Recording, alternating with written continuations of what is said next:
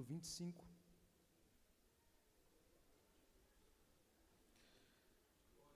Leremos o parágrafo 11 e o parágrafo 12. Mateus capítulo 25, parágrafo 11 e parágrafo 12. Eu vou ler para não tomar tempo. Mais tarde, todavia, chegaram as virgens imprudentes e clamaram: Senhor, Senhor, abre a porta para nós. Contudo, ele respondeu: com certeza vos afirmo que não vos conheço. Pode se assentar em nome de Jesus. Glória a Deus. Querido, se do céu não nos for dado, nada temos, e eu sou muito grato a Deus, e que Deus possa abençoar toda a liderança, o pastor Eliseu, a todos que aqui estão. Não estendo muito meu agradecimento, mas eu tenho algo de Deus para o seu coração, e se você puder me ouvir por alguns minutos, eu prometo que eu vou ser muito sucinto e objetivo naquilo que o Senhor colocou em meu coração. Quem está ansioso para ouvir a palavra de Deus, diga amém. Amém. Certo que esse texto aqui, este capítulo, é um dos capítulos mais escatológicos do livro de Mateus. Mateus, ele vem escrevendo acerca da história de Jesus, e dentre todos os seus capítulos, Mateus tem 28 capítulos, dentre todos estes 28 capítulos, ele separa 2 para falar especificamente sobre este termo escatológico, para falar acerca dos acontecimentos dos últimos dias. Jesus aqui no capítulo 25, ele está ministrando e pregando, e a forma que Jesus prega no capítulo 25 é uma forma conhecida por todos que estão aqui, como uma forma de se pregar, sendo por parábolas. O que seria uma pregação por parábolas? Eu sei que você vem no culto de ensino e você sabe que são histórias que são trazidas ao cotidiano das pessoas, para Jesus aplicar uma mensagem ao coração daquelas pessoas. E a gente sabe muito bem que Cristo aqui está falando sobre 10 virgens, e você conhece muito bem.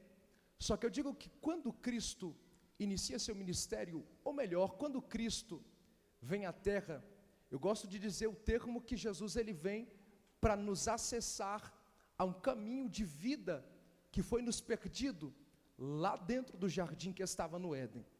E eu gosto de falar sobre isso, porque quando nós falamos acerca de perder a vida eterna, de perder o caminho à vida eterna, lá no jardim que estava no Éden, a primeira coisa que a gente lembra é quando Deus olha para Adão e diz: Adão, de toda árvore boa para alimento você pode adquirir, mas da árvore do conhecimento do bem e do mal, no dia em que você adquirir, certamente você morrerá. Deus ele põe um limite, e no jardim que estava no Éden, existia 3 tipos de árvores. Eu não vou me deleitar nisso aqui, mas existia 3 tipos de árvore: árvore boa para alimento, árvore do conhecimento do bem e do mal, e árvore da vida. E nós sabemos muito bem que o homem rompe um limite que é imposto por Deus, e Deus ele dá alguns castigos, tanto para o homem, quanto para a mulher, quanto para a serpente. Só que tem um detalhe: no jardim que estava no Éden, após o homem romper o limite que foi imposto por Deus, Deus arranca o homem do jardim que estava no Éden. O primeiro pensamento que a gente tem é que Deus arranca o homem do jardim que está no Éden simplesmente pelo homem ter comido da árvore do conhecimento do bem e do mal.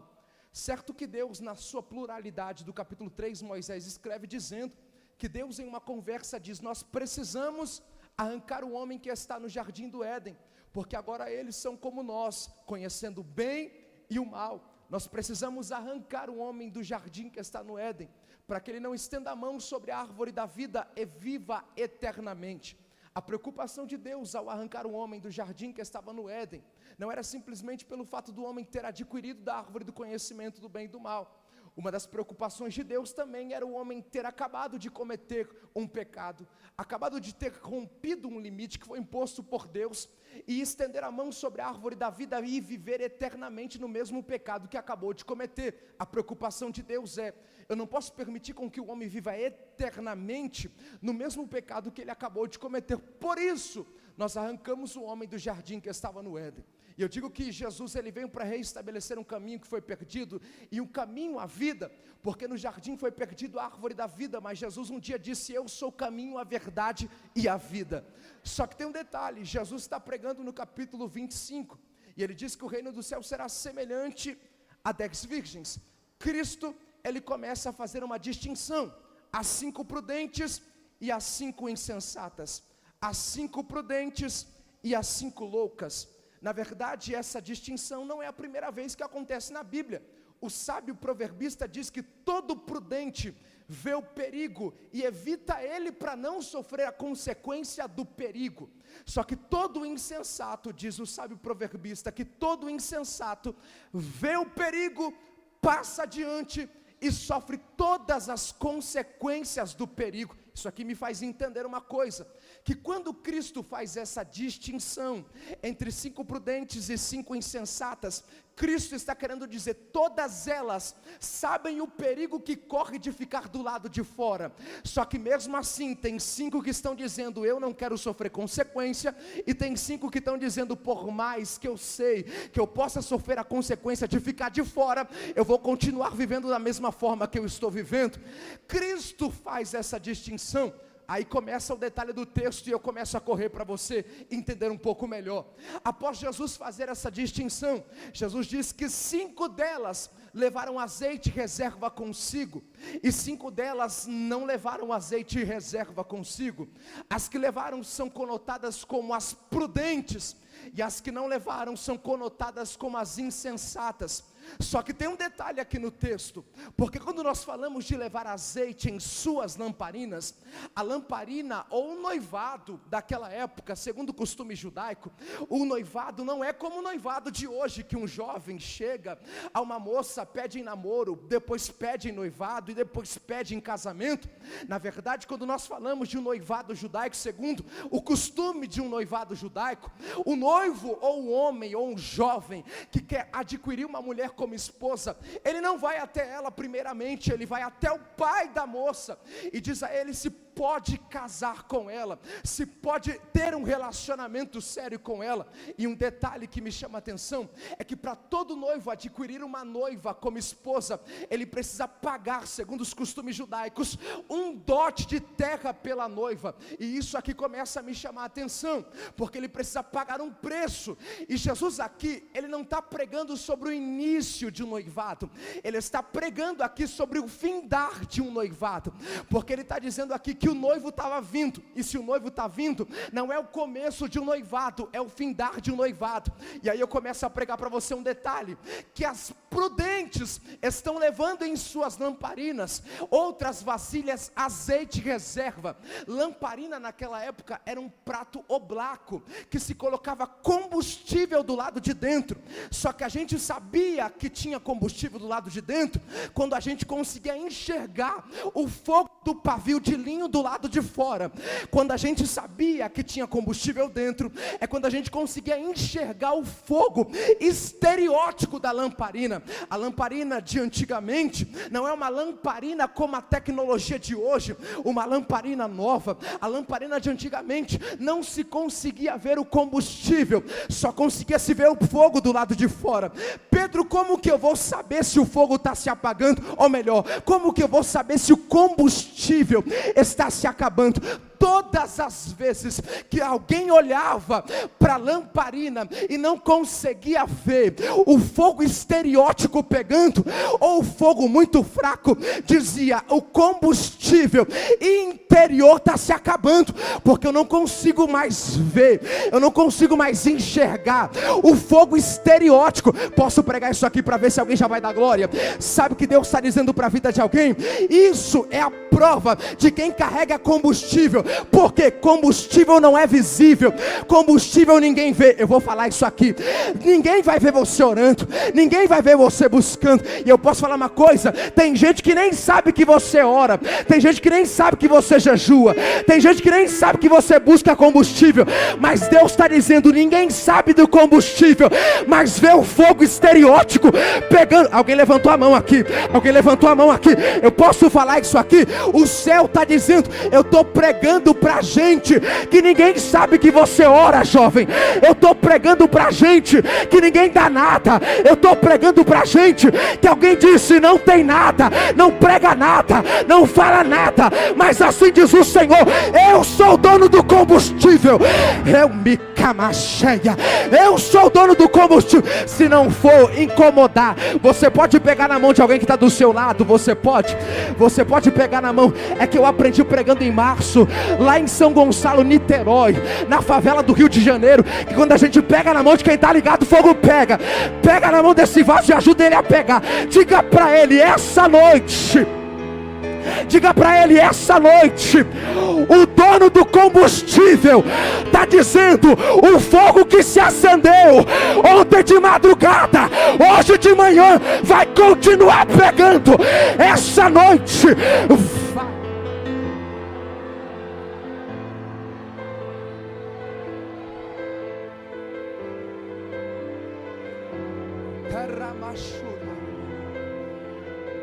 sabe se tem combustível vendo fogo estereótipo. Posso falar uma coisa? Tem gente que nós observamos que não carrega mais combustível. Por quê? Posso falar uma coisa? Tem gente que vem para o culto e vai dizer: o culto foi muito ruim. Posso falar uma coisa? Com todo respeito, todas as vezes que você dizer que um culto a Deus é ruim, quando chegar em casa, olha na frente do espelho e diz assim: você foi muito ruim no culto, porque só consegue exalar do lado de fora quem tem combustível do lado de dentro. Alguém pegou ali. É por isso que tem gente que chega no culto, não consegue dar glória mais. É por isso que tem gente que chega no culto, não consegue mais dar aleluia. Mas o céu está dizendo essa noite, para quem estava frio, para quem estava gelado, eu estou derramando uma cachoeira. Alguém pegou de pé.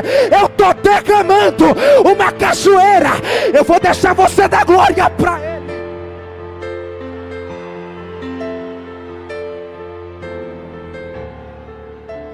Tenho 7 minutos, me olha por favor. Tem 5 levando azeite no seu prato oblaco, sendo a sua lamparina. Elas têm um objetivo. Grita bem forte: objetivo. Tem um propósito. Vamos entrar para o casamento. Posso falar? Quem ama Jesus e ama o próximo vai dar glória. Só que tem um detalhe. A Bíblia diz que quando elas saem, eu vou resumir. Quando elas vão com o propósito de entrar para o casamento, a Bíblia diz que tardando o noivo, tem duas etapas. Cochilaram, logo após dormiram. Tem um detalhe. Não diz que elas dormiram logo de cara, diz que elas cochilaram e dormiram. Tem 2 significados literais aqui. Primeiro, quem cochila, o significado literal de cochilar é ficar desapercebido ao propósito que está buscando. Segundo, o significado literal de dormir é apagar de vez. Mateus está dizendo, tomara que alguém pegue, Mateus está dizendo que elas cochilaram, ficaram desapercebidas com o propósito. Não só isso, pastores, disseram que elas dormiram.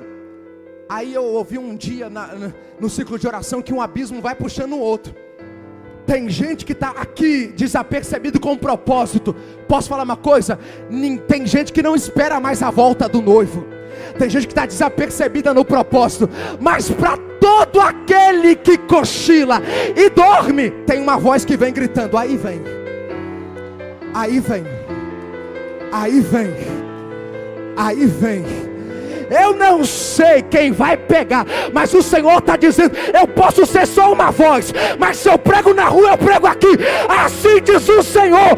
A voz que clama está dizendo: aí vem o noivo para buscar.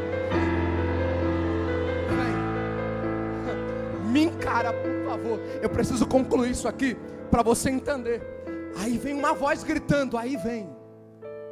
Aí vem, pastores, aí vem. Saia ao encontro dele. Aí elas começaram a acordar. Pastor Maia, elas acordaram. Quando elas acordaram, foram preparar suas lamparinas. Aí as insensatas olhou e viu que o fogo estereótipo está se apagando. A percepção é: o combustível está se acabando. Corre às prudentes, dai-nos do vosso azeite. Sabe o que as prudentes disseram? Não vou dar do meu azeite para você, porque senão fica eu e você sem. Vai a quem compra, tomara que alguém pegue, pague o preço.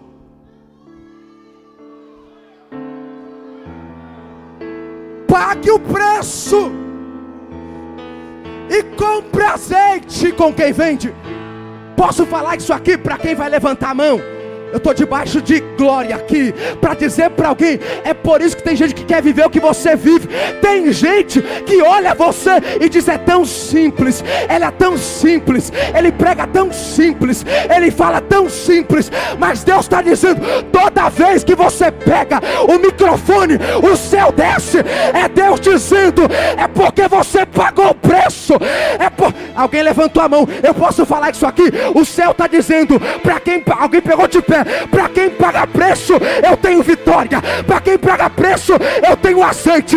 Para quem paga preço, assim diz o Senhor: o laço do diabo acabou de cair. Acabou.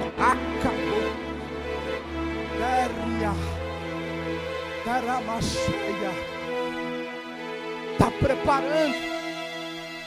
4 minutos eu entrego. Está preparando. Vai a quem vende e paga o preço.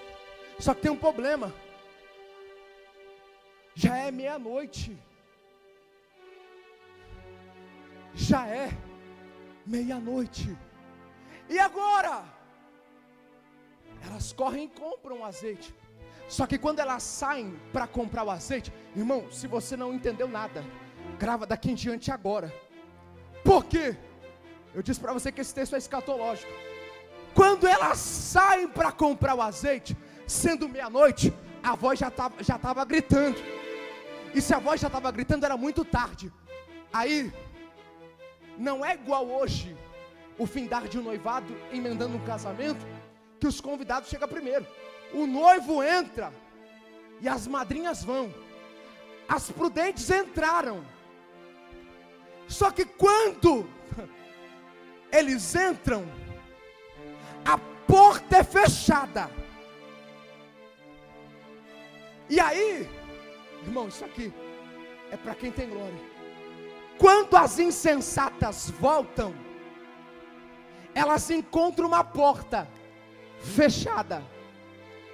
Começa a bater na porta. Abre-nos a porta. Abre-nos a porta. Sabe o que acontece? O noivo abre, só para falar algo com elas. Eu entrego agora. O noivo abre, só para... se todo mundo tivesse sensível. O noivo abre, só para falar algo para elas. Qual é a palavra? Eu não te conheço. Eu não te conheço. Posso falar uma coisa para quem vai dar glória? Pela lógica, todo noivo tem que conhecer as madrinhas. O porquê, tomara que alguém dê glória, o porquê o noivo está dizendo: eu não te conheço. Quando a gente fala sobre conhecer ginóstico, nós estamos falando de conhecer em profundidade, de ter relacionamento. Quando o noivo fala: eu não te conheço, é ele dizendo: até posso te conhecer de vista, mas nunca tive relacionamento. Nunca tive relacionamento com você. Você pode até ser conhecido, mas não teve relacionamento. Come pé, levante a mão, levante as duas, levante as duas, levante as duas. Só quem é sensível, levante as duas. Pedro, qual é a mensagem? É Jesus dizendo: essa noite eu não quero só um conhecer estereótipo. Jesus está dizendo: eu quero relacionamento direto, relacionamento direto, relacionamento. Eu vou deixar você dar... Será que você pode levantar a mão para dar glória?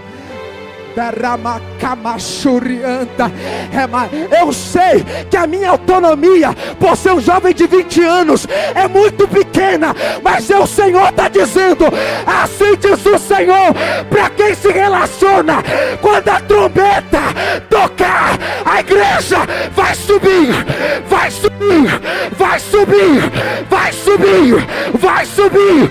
Cadê a igreja que vai?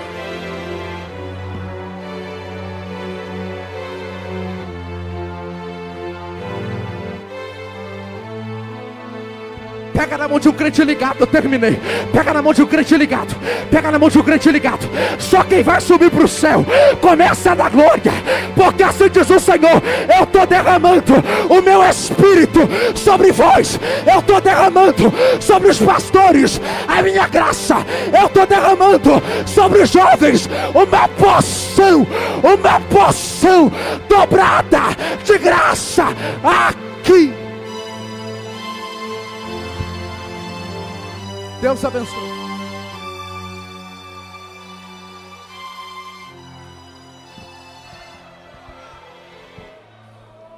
Aleluia. Quantos recebem essa palavra essa noite?